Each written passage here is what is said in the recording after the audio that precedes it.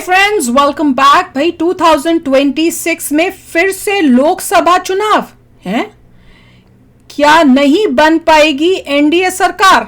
चलो देखते हैं। उनका क्या कहने का मतलब ये है कि यहाँ 1-2 साल किसी तरह चल लेगी और उसके बाद फिर प्रॉब्लम्स आएंगी। हो भी सकता है अगर एक आध बंदे ने अपना सपोर्ट हटा दिया तो यस। हाँ, हो भी सकता है क्योंकि यही मगर तो अब बीजेपी को बहुत सारी इनपुट मिल गई है, अब अच्छा होगा अगली बार। नहीं, और साथ में मोदी जी हैं and Modi ji is a very smart person. उनको पता है किसको कैसे टैकल करना और कैसे साथ लेके चलना है। तो चलो यार, वीडियो शुरू करते हैं। वीडियो शुरू करने से पहले अगर आप चैनल पर नए हो और आपने अभी तक सब्सक्राइब नहीं किया तो जल्दी से पहले सब्सक्राइब के बटन और बेल आइकन को क्लिक कर लो ताकि आपको हमारे सारे न्यू वीडियोस के नोटिफिकेशन मिल जाए जैसे हम अपलोड करें। अगर आपको वीडियो पसंद आता है प्लीज लाइक एंड शेयर। चलिए शुरू करते हैं। मैं ये सोच रही हूँ, जैसे अटल बिहारी वाजपेयी जी थे, लोगों ने, जनता ने उनकी कदर नहीं जानी, उनको भी मेजॉरिटी में नहीं किया था और देखो उसके बाद कितने पंगे हुए थे। इस बारी फिर से जनता ने वही गलती की है। चलो शुरू करें।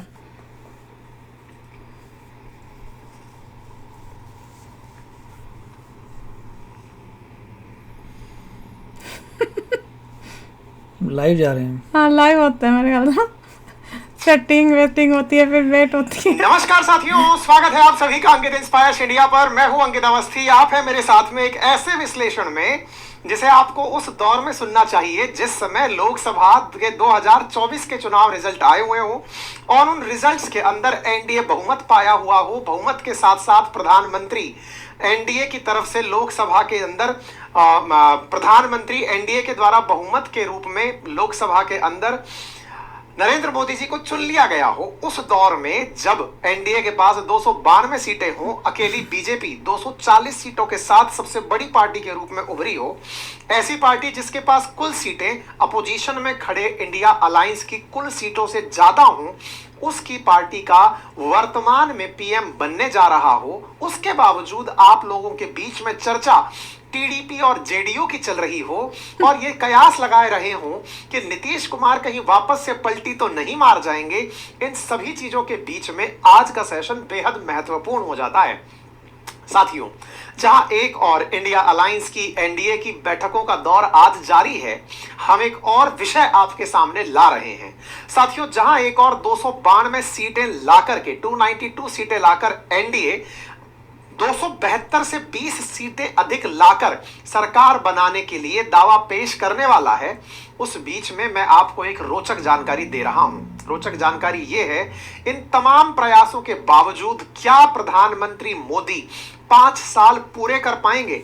आज 5 साल पूरे ना कर पाने के मैं आपको 5 बड़े कारण गिनाऊंगा और बताऊंगा कि ये बनने वाली एनडीए गठबंधन होगा मेन रीजन। और क्या बार बन रही सरकार अगर शपथ ग्रहण करती है तो ये 5 साल पूरे नहीं करेगी। अगर अभी तक के तजुर्बों को सही नापा जाए और जितना भी हो भी सकता है करेगी वर्तमान में चुनाव की राजनीति क्योंकि मोदी जी हैं, he is a smart guy, तो 5 साल पूरे नहीं कर पाएंगे।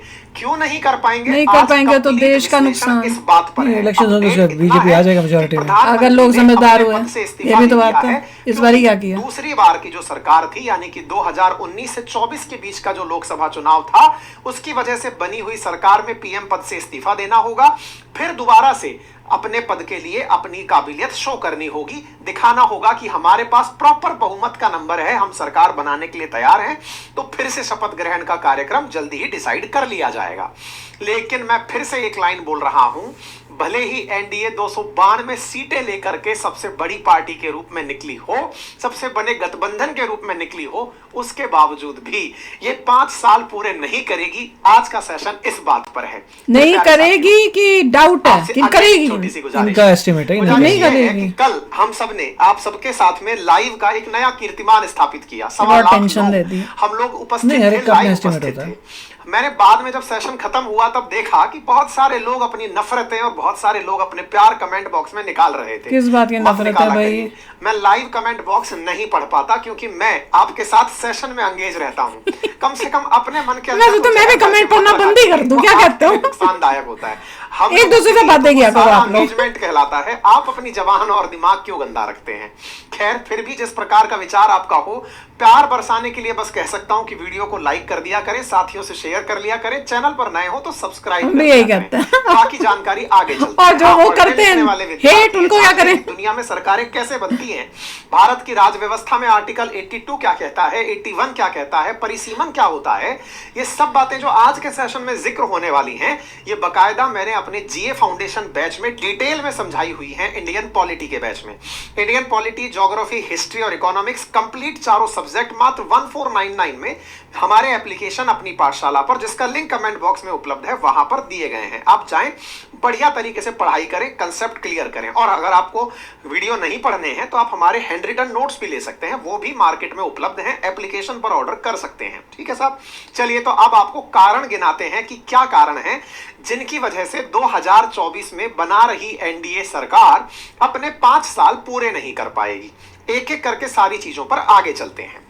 जैसा आप सभी जानते हैं कि वर्तमान में नरेंद्र मोदी जी को लेकर के तमाम प्रकार के दावे किए जा रहे हैं। क्या कि नरेंद्र मोदी जी ने कहा था कि 400 पार करेगी एनडीए, या 400 पार के मतलब अब की बार 400 पार, और इनका 400 पार का दावा चल नहीं पाया। एनडीए 292 सीटों पर रह गया। तो पहला पॉइंट तो ये इनकी नैतिक हार के रूप में है। लोग ये विचार बना रहे हैं कि ये इनके ऊपर एक मोरल प्रेशर क्रिएट करे कि आपने कहा था 400 पार, देखिए आप 292 में ही रह गए, जबकि सरकार बनाने के लिए 272 ही चाहिए थे, तो फिर आपने 400 क्यों बोले?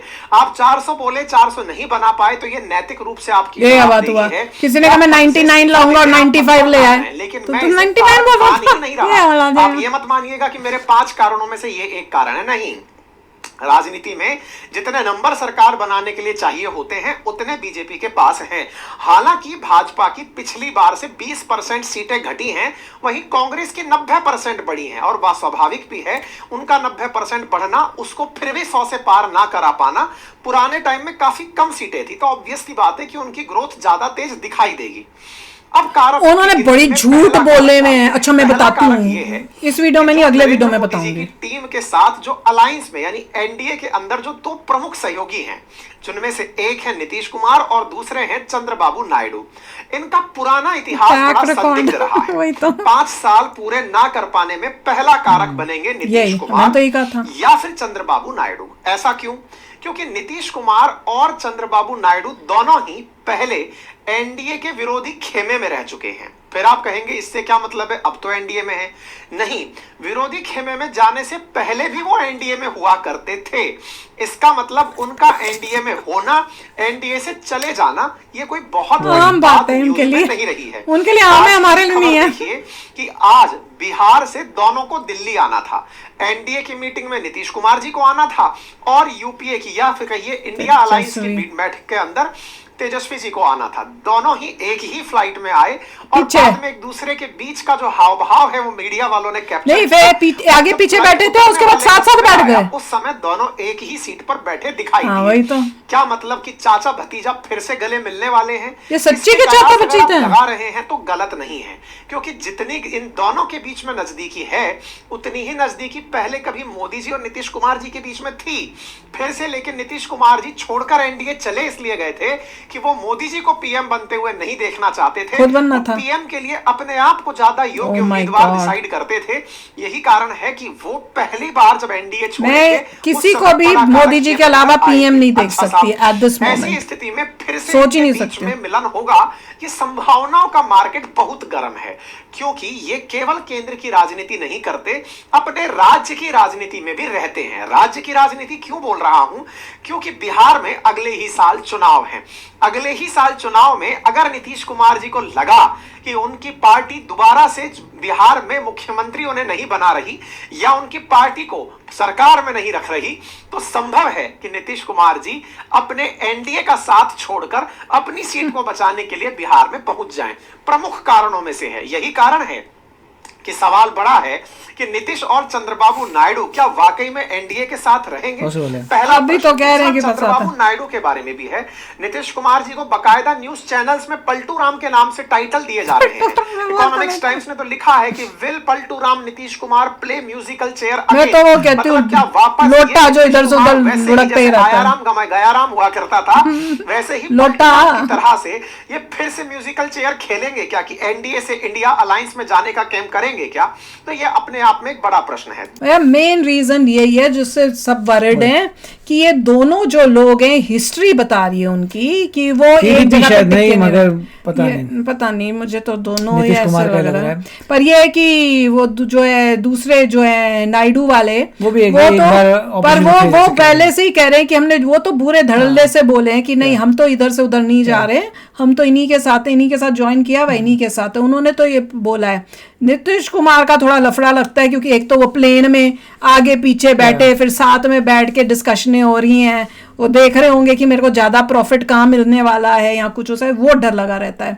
पर एनीवे जो होना है अब होना है, अब जो जनता ने किया है उसका जो भी होएगा। देखिए पॉलिटिक्स काफी डेंजर जगह होती है। अगर नीतीश कुमार जी पहले एनडीए छोड़ के गए हुए थे तो एनडीए में दोबारा क्यों लिया, फिर भी लिया ही है। देखा पॉलिटिक्स बहुत ही टेढ़ी चीज पर अच्छा हुआ ले लिया, अगर लिया नहीं होता तो फिर भैया कैसे बनाते वो पहले होते। रियल लाइफ में क्या होगा, बंदा बोलेगा अच्छा तू मेरे साथ था तो मेरे को छोड़ के गया था तो धोखा दिया मैं था, तो नहीं करूंगा, अगली बार तो नहीं लूंगा, मैं तो नहीं लिया, मैं नहीं करूंगी। तो पॉलिटिक्स में ऐसे होता है। पर मैं नहीं करूंगी, मैं कहूंगी तूने एक बारी मेरा यकीन तोड़ दिया है, अब मैं तेरे को नहीं चांस दूंगी। अगर देना भी होगा ना किसी को तो एक गलती करने के बाद दूसरा चांस दे दूंगी, पर दूसरे के बाद अगर उसने किया फिर मैं कभी चांस नहीं दूंगी। तो वो तो होना चाहिए। पर अब पॉलिटिक्स ऐसी है कि मुझे लगता है वो तो बार बार चांसेस ही मिलते हैं। अब देखते हैं कि 5 साल कवर होते नहीं होते।